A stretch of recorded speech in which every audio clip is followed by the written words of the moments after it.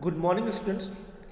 Students, this is the second video of your chapter number 10, The Mountain That Ate People, page number 52. Let us start the story. Now there lived in this village a kind young farmer and his aged mother. और उसी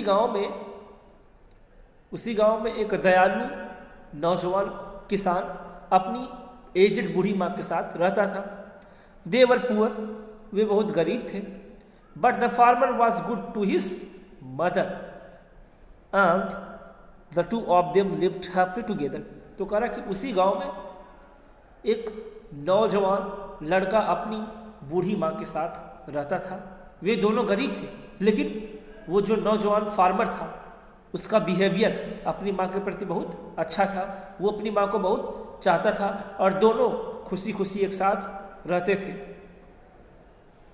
how इवर as the years went by, और धीरे धीरे करके समय बीतते गए, years बीतने लगे.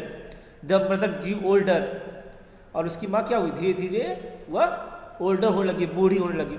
And before long she reach the terrible age of 65. If only I could somehow deceive the cruel fiddle lord, the farmer thought.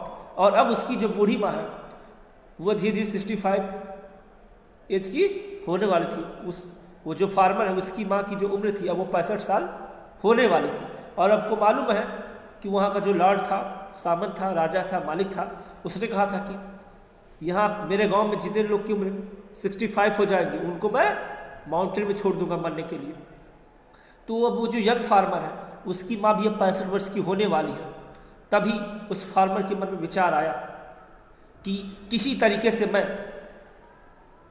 मेरा यहाँ का जो लॉर्ड है, जो जमींदार है, जो मालिक है, सामंत है, उसको मैं धोखा दे सकूं. क्योंकि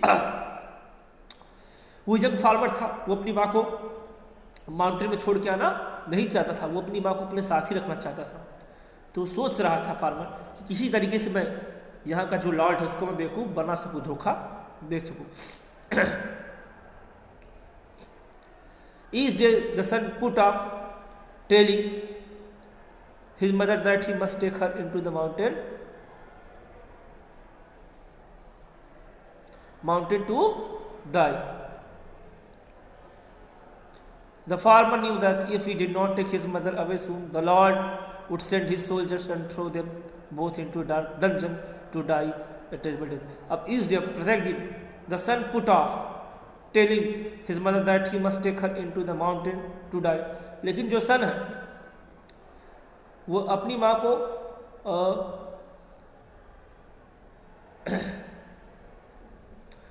उसने क्या किया, अपनी माँ को ये नहीं बताना था कि अब मैं तुमको माउंटेन में मरने के लिए छोड़ूंगा. उसने अपनी माँ को ऐसी कुछ बातें नहीं कही, नहीं बोली, नहीं बताया. लेकिन वो फार्मर जानता था कि यदि वह अपनी माँ को माउंटेन में नहीं छोड़ कर आएगा तो क्या करेगा, वहाँ का जो लॉर्ड है, वहाँ का जो राजा, वो अपने सैनिकों को भेजेगा और जो सैनिक हो उसको और उसकी माँ को डंजन मतलब काल कोठरी में क्या करेंगे, डाल देंगे. काल कोठरी मतलब जो जमीन के नीचे होती है. तो फार्मर अपनी माँ को यह नहीं बताया कि माँ अब आप 65 उम्र की होने वाली हो, अब आपको माउंटेन चले जाना चाहिए. उसने अपनी माँ को ये नहीं कहा, ये बात अपनी माँ से छुपाए रखा था फार्मर ने. लेकिन फार्मर को ये मालूम था कि यदि अपनी माँ को वहाँ पे नहीं छोड़ेगा तो वो जो राजा के सैनिक है, लॉर्ड है, वो अपने सैनिकों को भेजेगा और वो उसकी माँ को और उसको भी क्या करेंगे, काल कोठरी के अंदर कैद कर देंगे. और तब उनका अंत बहुत दुखद होगा. मदर ही वुड बिगिन, वो कहा करता था mummy, mother, as he try to tell her what he must do but he could not go on. वो कोशिश करता था कि अपनी माँ से बताए इस बात को, लेकिन वह कह नहीं पाता था. वो सोचता था कि वह इस प्रॉब्लम को अपनी माँ से बताए कि माँ आपकी उम्र 65 हो गई है, और जिसकी 65 उम्र हो जाती तो वो क्या करते हैं, उनको माउंटेन चला जाना चाहिए. यहाँ के राजा का यही आदेश है. लेकिन वो अपनी माँ से बता नहीं सका. Then one day the mother herself spoke of the Lord's dreaded decree. Well, my son, she said, the time has come for you to take me to the mountains. लेकिन एक दिन उसकी जो माँ थी वो खुद उस फार्मर अपने बेटे से बोली, बेटा तुमको तो यहाँ का जो लॉर्ड है, यहाँ का जो राजा है, उसका तो तुमको नियम मालूम है, उसका कानून तो तुमको मालूम है ना। उसकी माँ ने कहा, बेटा अब समय आ गया और मुझे कहाँ लेके चलो, माउंटेन में जाके छोड़ दो, क्योंकि अब मैं 65 वर्ष की हो गई हूँ और अब समय आ गया कि तुमको मुझको माउंटेन में चलकर छोड़ देना चाहिए। We must hurry before the Lord sends his soldiers for you. उसने कहा जल्दी करो और मुझे माउंटेन में छोड़ दो, कहीं ऐसा लो कि राजा अपने सैनिकों को भेज दे। तो उसने कहा कि राजा के सैनिक के आने से पहले तुम मुझे क्या करो, माउंटेन में छोड़ दो, वरना राजा के सैनिक आएंगे, मुझे तो दंड देंगे, तुमको भी मृत्युदंड मिलेगा। तो राजा के सैनिकों को आने से पहले तुम क्या करो, मुझे माउंटेन में छोड़ाओ। And she did not seem worried at all that she must go to the mountain to die. और उसकी जो माँ थी वो तनिक भी चिंतित नहीं थी, तनिक भी भयभीत नहीं थी कि वो माउंटेन में मरने के लिए जा रहे। उसकी माँ को बिल्कुल भी डर नहीं था कि वो माउंटेन में मरने के लिए जा रही थी। वो तो खुशी खुशी अपने बेटे से बोली, बेटा मुझे माउंटेन में तुम छोड़ दो, वरना तुम्हारी भी जान क्या हो जाएगी, संकट में पड़ जाएगी। और उसकी माँ बिल्कुल भी दुखी या निराश नहीं थी। Forgive me dear mother for what I must do, the farmer said sadly. और वो जो फार्मर उसने दुखी होते हुए कहा, मम्मी मुझे क्षमा कर दो, मुझे बताओ मैं क्या करूं, मुझे कुछ समझ में ही नहीं आ रहा। And the next morning he lifted his mother to his soldiers and set off on the steep path toward the mountains.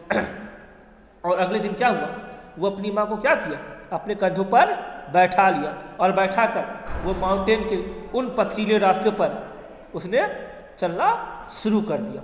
अब अगले दिन सुबह हुआ और क्या किया, उस फार्मर ने अपनी माँ को कंधों पर बैठा लिया और अपनी माँ को उस माउंटेन में छोड़ने के लिए वह लेकर जाने लगा। उसने भी डिसाइड किया कि वो क्या करेगा, अपनी मम्मी को माउंटेन में छोड़ देगा, क्योंकि उसकी माँ ने उसको खुद ही कहा कि चलो मुझको माउंटेन में छोड़ दो। तो उसने अपनी माँ को पीठ पर बैठाया, अपने कंधों पर बैठाया और वह माउंटेन की तरफ चल दिया। अब एंड अप ही क्लाइंब, और वह ऊपर माउंटेन पर चढ़ता और चढ़ता ही चला गया, माउंटेन के ऊपर चढ़ता चला जा रहा है। There was no longer even the sounds of birds, and they heard only the soft wail of the winds in the trees. और वो जैसे जैसे माउंटेन के ऊपर चढ़ता चला गया, वहाँ पर उसको जो बर्ड्स थी, चिड़िया थी, उनकी भी आवाज़ सुनाई नहीं दे रही थी। वो जैसे माउंटेन के जितना ऊपर चढ़ता गया तो वहाँ पर उसको जो चिड़िया थी उनकी भी आवाज़ सुनाई देना बंद हो गई। वहाँ पर उसको केवल ट्रीज और जो विंड थी उसकी ही आवाज़ सुनाई दे रही थी। The son walk slowly. अब जो लड़का था, फार्मर था, उस बूढ़ी का बेटा, वो धीरे धीरे जा रहा था। For he could not bear to think of leaving his old mother in the mountains. वो लड़का धीरे धीरे माउंटेन के ऊपर चढ़ रहा था और वो सोच रहा था कि वह अपनी माँ को छोड़ नहीं सकता था। वो परेशान था, वो सोच रहा था कि मैं कैसे अपनी माँ को इन माउंटेन में मरने के लिए छोड़ सकता हूँ। On and on he climb, not wanting to stop and leave her behind. और वह क्या हुआ, वो माउंटेन के ऊपर चढ़ता ही चला गया और वो कहीं रास्ते में रुका नहीं। और उसने ये भी नहीं सोचा कि उसको छोड़ेगा, मतलब वो माउंटेन के ऊपर चढ़ता ही चला जा रहा है और सोच रहा है, बताओ मैं अपनी माँ को छोड़ दूंगा तो मेरी माँ मर जाएगी, मैं ये काम कैसे कर सकता हूँ। लेकिन वो भी क्या है, मजबूर है। Crack suddenly he heard his mother's breaking off small twigs from the trees that they passed. और उसकी माँ उसके कंधे के ऊपर बैठी थी, तभी उसकी माँ ने क्या की, उसकी माँ के सर के ऊपर वो जो पेड़ की जो टहनियाँ थी, उसकी माँ ने क्या की, वो जो पेड़ की टहनियाँ थी उसको उसने क्या किया, तोड़ लिया। और जब तोड़ा तो कैसी आवाज आई, correct. Mother what are you doing, he asked. जब उसकी माँ उसके ऊपर कंधे ऊपर बैठी थी और रास्ते में पेड़ पड़ा, उस पेड़ की टहनी को क्या किया, उसकी माँ ने तोड़ लिया। तो उसके बेटे ने पूछा, माँ ये तुम क्या कर रहे हो। Do not worry my son, she answered gently. उसकी माँ ने विनम्रता से कहा, बेटा तुम चिंता मत करो, तुम परेशान मत हो। I am just marking the way so you will not get lost, return to the village, follow this twigs through the dismal forest. उसकी माँ ने कहा, बेटा तुम चिंता मत करो, ये जो मैं टहनियाँ तोड़ रही हूँ, तो मैं क्या करें, ये मैं टहनियाँ इन रास्ते में फेंक रही हूँ। मैं इन टहनियों से क्या करें, रास्ता बना रही हूँ, लाइन खींच रही हूँ, ताकि शाम के समय जब तुम मुझे माउंटेन में छोड़कर वापस लौटोगे तो तुम रास्ता भूल न सको। उसकी माँ क्या कर रही थी, वो जो टहनियाँ थी उन टहनियों से क्या कर रही थी, मार्किंग कर रही थी, ताकि जब उसका बेटा उसको उस माउंटेन में छोड़कर वापस रिटर्न हो तो बेचारा अपना रास्ता भूल न सके। उसकी माँ ने कहा बेटा ये मैं तुम्हारे लिए कर रही हूँ, मैं इन टहनियों से क्या कर रही हूँ, लाइन खींच रही हूँ, ताकि जब तुम वापस रिटर्न होगे उस माउंटेन में मुझको छोड़कर तो अंधेरा हो जाएगा और तुम रास्ता अपना भूल न सको। इस मार्किंग के जरिए तुम क्या करोगे, अपने घर वापस चले जाओगे। Even now you are thinking of me, he asked wonderingly. उसके लड़के ने सरप्राइज होते हुए कहा, माँ अब भी आप मेरे बारे में सोच रही हो, मैं तो आपको माउंटेन में छोड़ रहा हूँ मरने के लिए और आप अब भी मेरे बारे में सोच रहे हो, मेरे लिए इतना परेशान हो। तो देखिए जो माँ की ममता होती है वो ऐसी ही होती है। द मदर नोडेड, उसकी माँ ने सिर हिलाया और कहा, आप कोर्स माई सन। उसने कहा हाँ बेटे मैं अभी भी तुम्हारे बारे में सोच रहा हूँ, मुझे अपनी परवाह नहीं है। You will always be in my thoughts, how could it be otherwise. उसने कहा बेटा तुम मुझे भले ही इस माउंटेन में छोड़ दे रहे हो लेकिन तुम हमेशा मेरे विचारों में रहोगे। मैं इस माउंटेन में जब तक जिंदा रहूंगी तब तक मैं आखिरी सांस तक मैं तुमको क्या करती रहूंगी, याद करते रहूंगी, मैं तुमको भूल नहीं सकती। उसकी माँ ने ये कहा। तो आज यहीं तक, थैंक यू एवरीवन।